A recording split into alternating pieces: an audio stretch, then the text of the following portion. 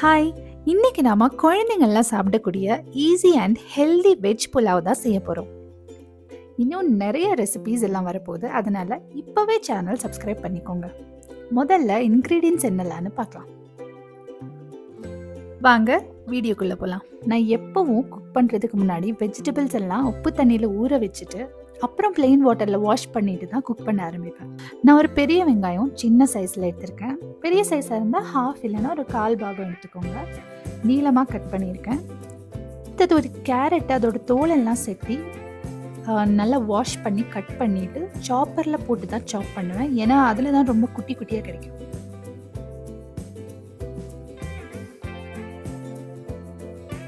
அடுத்தது 4-5 பீன்ஸ் சின்ன சின்னதாக கட் பண்ணியிருக்கேன். அப்புறம் கொஞ்சம் கொத்தமல்லி, புதினா. அடுத்தது ஜீரக சம்பா ரைஸ் நான் 1 கிளாஸ் எடுத்திருக்கேன்.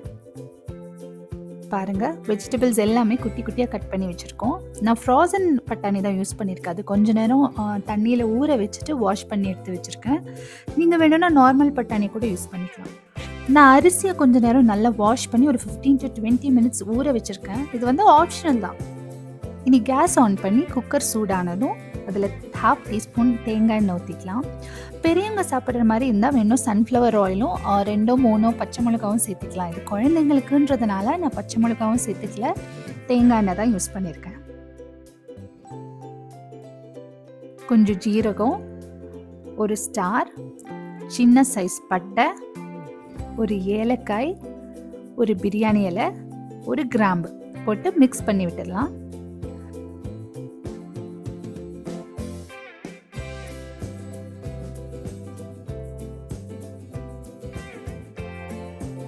கட் பண்ணி வச்சிருக்கிற ஆனியன் போட்டுடலாம்.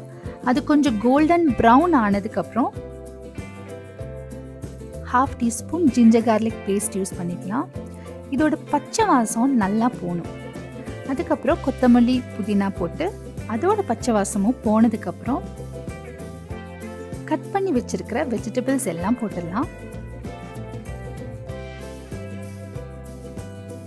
நான் கொஞ்சம் பட்டாணி நிறையா எக்ஸ்ட்ரா சேர்த்துருக்கேன். ஏன்னா என் பொண்ணுக்கு அது ரொம்ப பிடிக்குன்றதுனால அதை மிக்ஸ் பண்ணிவிட்டு ஊற வச்சுருந்த அரிசியும் போட்டு நல்லா மிக்ஸ் பண்ணி விட்டுடலாம்.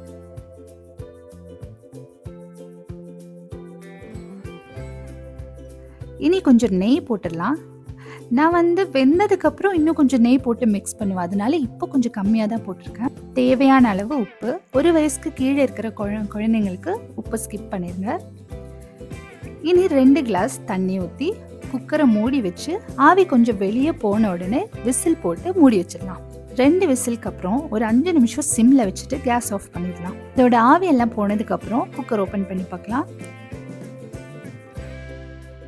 ஆஹா, நல்ல மனம் வருது. நல்ல சாஃப்டா வெந்திருக்கு.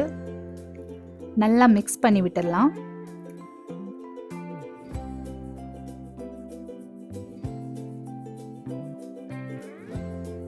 நான் யூஸ்வலி தயிர் கூட தான் புலாவ் கொடுப்பேன். இன்னைக்கு வந்து பாயில்டு எக் கொடுக்குறேன். என் பொண்ணுக்கு ரொம்ப பிடிச்ச ஃபுட் இது. நீங்களும் உங்கள் குழந்தைக்கு இது செஞ்சு கொடுத்து ஃபீட்பேக் என்னன்னு கமெண்ட்ல சொல்லுங்கள்.